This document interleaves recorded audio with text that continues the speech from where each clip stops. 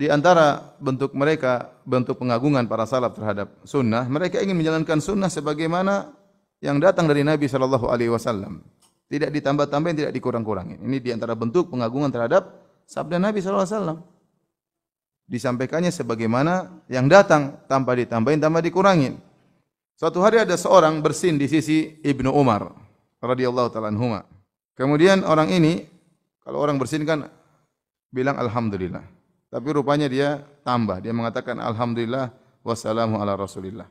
Jadi zikir bersinnya ditambah alhamdulillah sama salawat kepada salam kepada Nabi sallallahu alaihi wasallam. Dan tidak ada yang ragu bahwasanya salawat dan salam kepada Nabi adalah suatu yang baik, sangat dianjurkan. Kita boleh bersalawat dan salam kepada Nabi setiap saat.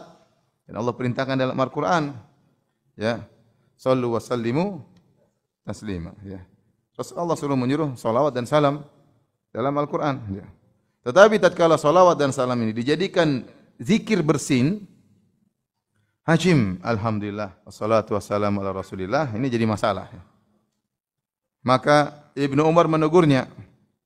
Dia berkata, alhamdulillah wassalamu ala rasulillah, wa laisa hakadha allamana Rasulullah sallallahu alaihi wasallam. Allamana an naqul alhamdulillah ala kulli hal. Ibnu Umar mengatakan, bukan begini cara Nabi mengajarkan kami zikir untuk bersin.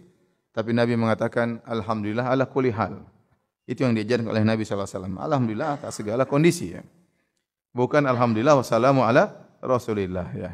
Ya, ini menunjukkan bagaimana Ibnu Umar ingin sunnah diterapkan sebagaimana diajarkan oleh Nabi sallallahu alaihi wasallam dan jangan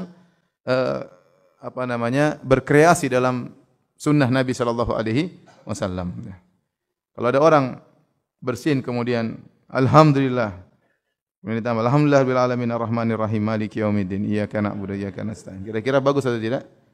Bukankah baca Al-Fatihah bagus? Bagus, tapi jangan jadikan zikir setelah apa? Bersin. Alhamdulillah waladhdallin amin. Alif lam mim dzalikal kitabul la raib. Tentunya tidak benar, ya. Ini menunjukkan, ya, mungkin orang pakai logika, baik, bagus. Kenapa melarang salawat? Kenapa melarang baca Al-Fatihah? Bilang enggak, kita ingin mengagungkan sunnah. Di antara bentuk mengagungkan sunnah adalah menjalankan sunnah sebagaimana datang dari Nabi sallallahu alaihi wasallam. Jangan dimodif, jangan dimodif. Dari Ibnu Jurayj, anna Tawusan akhbarahu, Tawus rahimahullah mengabarkan, annahu sa'ala Abdullah bin Abbas ani rak'atain. Tawus muridnya Ibnu Abbas. Dia berkata, saya pernah bertanya kepada Ibnu Abbas tentang salat 2 rakaat ba'dal asar, 2 rakaat setelah asar. Fanahahu anhuma, maka Ibnu Abbas melarang, enggak ada salat ba'di apa? Asar. Fa qultu lahu, maka Tawus berkata, aku berkata kepada Ibnu Abbas, ma ada auhuma, aku tidak akan meninggalkan 2 rakaat setelah asar. Aku akan terus melakukannya. Maka Ibnu Abbas berkata, menegur dengan halus, wa ma kana lil mu'minin wala mu'minatin idza qadallahu wa rasuluhu amran an yakuna lahumul khiyaratu min amrihim. Wa may ya'sillaha wa rasulahu faqad dhalla dhalalan mubina. Dia bacakan firman Allah, tidak pantas bagi seorang mukmin, lelaki mukmin atau wanita mukminah, jika Allah dan Rasulnya sudah memutuskan suatu perkara, maka mereka punya alternatif lain, punya pilihan lain. Barang siapa bermaksiat kepada Allah dan Rasulnya, maka sungguh dia telah sesat dengan kesesatan yang nyata.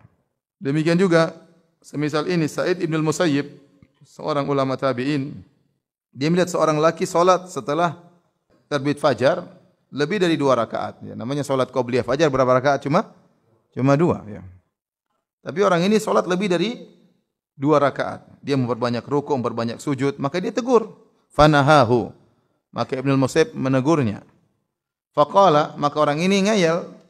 Dia berkata, ya Aba Muhammad, wahai Ibnu al-Musayyib, yu'adzibuni Allahu ala salat, apakah Allah akan mengadabku gara-gara aku salat? Saya kan salat, apa salahnya? Apakah Allah akan mengadabku gara-gara aku sujud kepada Allah Subhanahu wa taala? Faqala la, kata Ibnu al-Musayyib, tidak, Allah tidak akan mengadabmu karena engkau salat. Walakin yu'adzibuka ala khilafis sunnah, tapi Allah akan mengadabmu karena kau menyelisih sunnah Nabi sallallahu alaihi wasallam.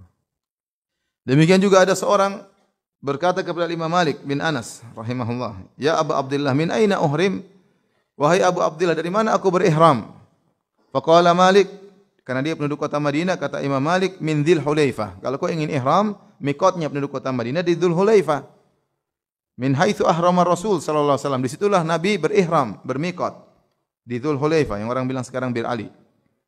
Faqala inni uridu an uhrim minal masjid min indil qabr. Aku ingin ihramnya lebih jauh lagi sebelumnya dari Masjid Nabawi di sisi kubur Nabi sallallahu alaihi wasallam. Maka Imam Malik berkata, "La taf'al fa inni akhsha 'alaikal fitnah." Jangan kau lakukan. Aku khawatir kau terkena fitnah. Ya. Jadi kan jarak dari Masjid Nabawi ke Dzulhulaifah, ya, saya lupa berapa, belasan kilo atau 10 kilo lebih, kurang lebih, atau belasan kilo, ya. Kemudian dari Dzulhulaifah ke Ka'bah ya sekitar 450 kilo, ya. Seharusnya dia mikotnya di Dzulhulaifah, tapi dia ingin lebih jauh lagi, 10 kilo atau belasan kilo lebih jauh lagi, yaitu dari Masjid Nabawi. Ini tidak boleh tentunya, ya, melanggar sunnah. Maka Imam Malik berkata, la taf'al fa inni akhsha 'alaikal fitnah. Jangan kau lakukan, aku khawatir kau terkena fitnah. Maka dia mengeyel. Dia mengatakan, wa ayu fitnatin fi hadza? Fitnah apa emang begini? Emang fitnah apa yang akan mengenaiku? Innama hiya amyal azidu, hanya beberapa kilo aku tambah saja. Beberapa mil aku tambah. Ada fitnah apa cuma nambah beberapa mil sebelum mikot? Maka Imam Malik berkata, perhatikan, wa ayu fitnatin a'zamu min antara annaka sabaqta ila fadilatin qassara anha Rasulullah sallallahu alaihi wasallam. Imam Malik mengatakan, fitnah apa lagi yang lebih besar daripada engkau menyangka engkau melakukan suatu keutamaan yang Nabi tidak melakukannya. Kalau kau menganggap itu baik, kenapa Nabi dari Bir Ali, dari Dzulhulaifah, sementara kau menganggap lebih baik mikot lebih jauh lagi dari Masjid Nabawi? Berarti kau menganggap engkau telah melakukan suatu kebaikan, keutamaan yang Nabi tidak melakukannya. Fitnah apa yang lebih besar daripada ini, kata Imam Malik. Inni sami'tu Allah yaqul. Kemudian kata Imam Malik, aku mendengar Allah Subhanahu wa taala berfirman, "Falyahdharil ladzina yukhalifuna an amrihi an tusibahum fitnatun aw yusibahum adzabun alim." Hendaknya waspadalah orang-orang yang menyelisihi perintah Nabi sallallahu alaihi wasallam, bahwasanya mereka akan terkena fitnah dan mereka atau tertimpa dengan azab yang pedih, ya. Jadi sudahlah, Imam Malik ingin aja udah ente ikut sunnah Nabi, jangan macam-macam, jangan dimodif, ditambah, dikurangi dengan perasaan, dengan hawa nafsu, enggak. Ini menunjukkan bagaimana para salaf dahulu mereka mengagungkan sunnah Nabi, ya, sallallahu alaihi wasallam, dan mereka ingin menjalankan sunnah Nabi sebagaimana yang diajarkan dari Nabi sallallahu alaihi wasallam, tinggal terima paket. Jangan ditambahin, jangan dikurangi. Makanya Sufyan Ats-Tsauri pernah berkata, "In istata'ta alla tahuka ra'saka illa bil athar faf'al." Kalau kau mampu tidak menggaruk kepalamu kecuali ada dalilnya, lakukan. Yaitu seorang berusaha menjalankan sunnah dalam segala hal. Kalau memang ada dalilnya, misalnya dalam dalil ternyata Nabi cara menggaruknya begini, ya udah ikut aja. Tapi enggak ada dalilnya. Tapi intinya dia ingin mengatakan, seandainya kau tidak menggaruk kepalamu kecuali dengan ada dalil, maka lakukanlah.